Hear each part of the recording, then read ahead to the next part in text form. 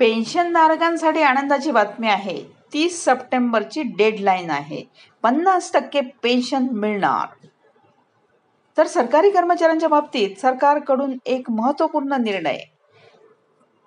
निर्णयानुसार पेन्शनधारकांना दिनांक 30 सप्टेंबर पर्यंत डेडलाईन देण्यात आलेली आहे.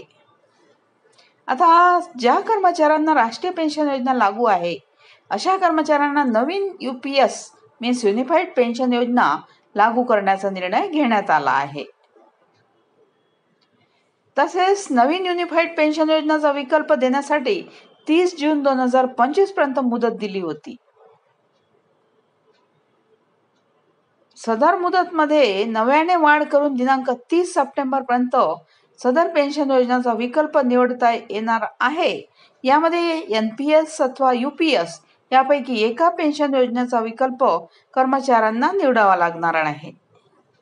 आता सदर मुदतवाढ ही कर्मचारी तसेच पेन्शनधारकांच्या मागणीनुसार वाढविण्यात आलेली आहे. ही मुदत अंतिम असल्याने कर्मचाऱ्यांनी 30 सप्टेंबर 2025 पर्यंत विकल्प नमुना भरून कार्यालय प्रमुखाकडे सादर करायचा आहे. आता UPS पेन्शन योजनांमध्ये शेवटचा मूळ वेतनाच्या 50% रक्कम पेन्शन मधून मिळणार असल्याने NPS सदर पेन्शन प्रणाली फायदेशीर ठरणार आहे. थँक्यू.